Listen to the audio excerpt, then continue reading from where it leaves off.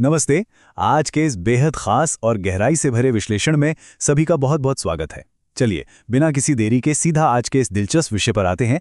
जापानी ब्लूप्रिंट, भावनात्मक परिपक्वता और अनुशासन। देखा जाए तो जापानी समाज का जो अनुशासन है, उनकी जो शांति है, वो हमेशा से ही पूरी दुनिया के लिए एक बहुत बड़ा कौतूहल का विषय रही है। मतलब दुनिया भर में लोग अक्सर इस बात से हैरान रह जाते हैं कि जापान में ट्रेनें कभी लेट नहीं होती, सड़कें एकदम साफ सुथरी रहती हैं और इतने भीड़-भाड़ वाले इलाके भी आश्चर्यजनक रूप से कितने शांत होते हैं। अक्सर जापानी समाज की सिर्फ तारीफ की जाती है, लेकिन सच कहें तो आज सिर्फ तारीफ से काम नहीं चलेगा। आज इस ब्लूप्रिंट को डिकोड करने का समय है। ये समझना बहुत जरूरी है कि आखिर वो कौन सी गहरी संरचना है, वो क्या सीक्रेट है जो इतने अनुशासित और शांत समाज का निर्माण करता है। लाखों, जी हाँ, जापानी बच्चों के विकास और उनके पालन पोषण के तरीकों को लेकर दुनिया भर में हमेशा से ही भारी मांग और उत्सुकता देखने को मिली है।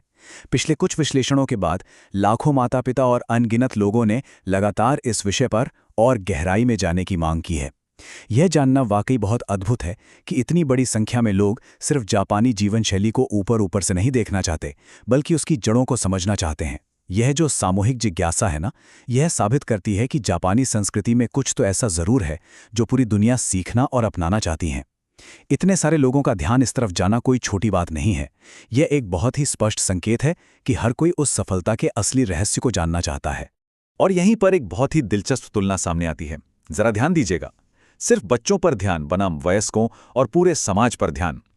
अक्सर जब भी परवरिश की बात होती है तो सारा फोकस सिर्फ बच्चों पर होता है ना?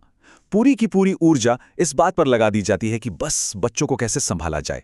लेकिन असली और बड़ा लक्ष्य सिर्फ बच्चों तक सीमित रहना नहीं है, बल्कि वयस्कों और पूरे समाज पर ध्यान केंद्रित करना होना चाहिए।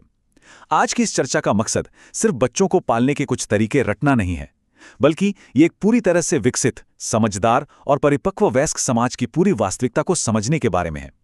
एक बच्चा बड़ा होकर कैसा इंसान बनता है और फिर वो इंसान मिलकर कैसा समाज बनाते हैं। नजरिए के इस बदलाव को समझना सबसे ज्यादा जरूरी है। तो सबसे अहम बात एक बहुत ही स्पष्ट सवाल के रूप में सामने आती है। जापान में वयस्क इतने शांत, अनुशासित और सम्मानजनक क्यों होते हैं? इस सवाल की गहराई पर थोड़ा रुककर विचार करना जरूरी है।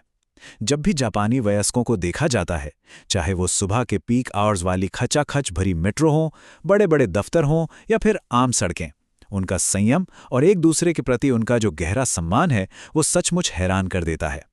बिना किसी धक्का मुक्की के शांति से कतारों में खड़े रहना, पब्लिक प्लेस पर बहुत धीमी आवाज में बात करना और हर छोटी बात के लिए विनम्रता से झुकना। आखिर ये शांति और ये अनुशासन उनके भीतर इतनी गहराई तक कैसे समाया हुआ है कि ये बिल्कुल उनका एक स्वाभाविक व्यवहार बन चुका है। इसी से जुड़ा हुआ दूसरा बड़ा रहस्य ये है कि वे हर एक परिस्थिति में इतना अच्छा व्यवहार कैसे करते हैं। यहाँ बात सिर्फ अच्छे दिनों या किसी नॉर्मल सिचुएशन की नहीं हो रही है। चाहे स्थिति बिल्कुल सामान्य हो, काम का बहुत भारी दबाव हो या फिर कोई बड़ी प्राकृतिक आपदा ही क्यों ना आ जाए, जापानी लोगों की स्थिति के अनुसार खुद को ढालने की क्षमता और उनका जो इमोशनल कंट्रोल है, वो हमेशा बेजोड़ रहता है। हमने देखा है कि भूकंप या सुनामी जैसी भयानक त्रासदियों के दौरान भी वहां से लूटपाट की कोई खबर नहीं आती। लोग एकदम शांति से राहत सामग्री के लिए अपनी बारी का इंतजार करते हैं। उनका ये शानदार व्यवहार किसी एक खास जगह या समय तक सीमित नहीं है, बल्कि हर एक परिस्थिति में बिल्कुल एक समान रहता है। चलिए अब थोड़ा और आगे बढ़ते हैं। तीसरा अहम सवाल, उनकी अनूठी सोच, आदतें और मूल्य कैसे बनते हैं? इन लगातार उठने वाले सवालों ने एक जबरदस्त उत्सुकता पैदा कर दी है और अब एक स्पष्ट जवाब की जरूरत है। ये तो बिल्कुल साफ है कि ये सब कोई जेनेटिक चमत्कार नहीं है। कोई भी इंसान जन्म से ही इस तरह का अनुशासन लेकर पैदा नहीं होता, बल्कि ये सब गढ़ा जाता है। लेकिन कैसे? ये सोच, ये शांति और ये गहरे संस्कार आखिर किस सामाजिक कारखाने में तैयार होते हैं? वो कौन सी प्रक्रिया है जो एक आम चंचल बच्चे को एक बेहद जिम्मेदार और अनुशासित नागरिक में बदल कर रख देती है? तो सवालों की दुनिया से निकलकर अब जरा ठोस जवाबों की ओर मुड़ते हैं। ढांचे का विश्लेषण, परिपक्वता के 4 स्तंभ। अब उस बुनियादी और बेहद शक्तिशाली ब्लूप्रिंट का खुलासा होने जा रहा है जो अभी तक पूछे गए सारे सवालों का जवाब देता है। ये ढांचा ही वो असली रहस्य है, वो मजबूत नींव है जिस पर पूरा का पूरा जापानी समाज टिका हुआ है। चलिए एक एक करके इन स्तंभों को खोलते हैं और समझते हैं कि भावनात्मक परिपक्वता की ये जो विशाल इमारत है, वो आखिर किन ईंटों से बनी है। ये रहे वो 4 मुख्य बिंदु जो इस पूरे विश्लेषण की असली नींव हैं। पहला, आदतें। दूसरा परवरिश, तीसरा पारिवारिक मूल्य और चौथा मानसिकता। ये कोई एक अकेली चीज का कमाल नहीं है। बचपन से डाली गई छोटी छोटी आदतें, जैसे जापानी स्कूलों में बच्चों का अपनी कक्षाओं और वॉशरूम की खुद सफाई करना, ये सिर्फ सफाई नहीं है, ये एक जिम्मेदारी की भावना है। दूसरी है एक सोची समझी परवरिश, जो बच्चों को हमेशा ये सिखाती है कि उनके किए गए कामों का दूसरों पर क्या असर पड़ेगा। तीसरा, बहुत ही मजबूत पारिवारिक मूल्य और संस्कार, जो पीढ़ियों से चले आ रहे हैं, जहां बड़ों का सम्मान और परंपराओं को सहेजना सबसे ऊपर है। और चौथा, एक सामूहिक मानसिकता, जहां एक इंसान अपने खुद के अहंकार से ऊपर उठकर पूरे समूह की भलाई को रखता है। इन चारों को एक साथ मिलाकर ही एक बेहतरीन समाज तैयार होता है।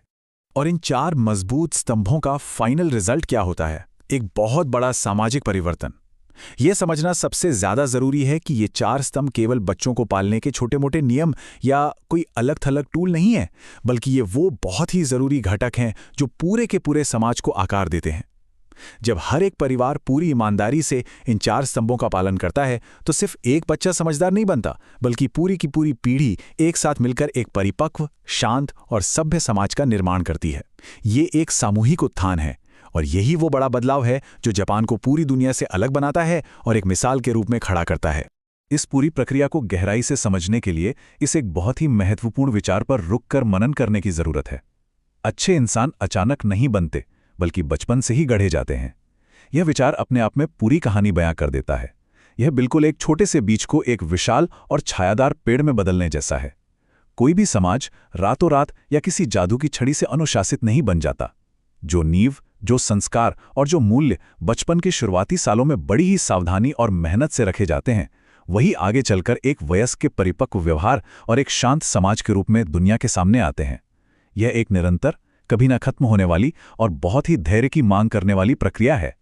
इस शानदार और ज्ञानवर्धक चर्चा को समेटते हुए एक बहुत ही गहरा और सोचने पर मजबूर कर देने वाला सवाल सामने आता है। क्या एक सभ्य समाज का अंतिम रहस्य हमेशा इसी बात में छिपा होता है कि बचपन को कैसे आकार दिया जाता है?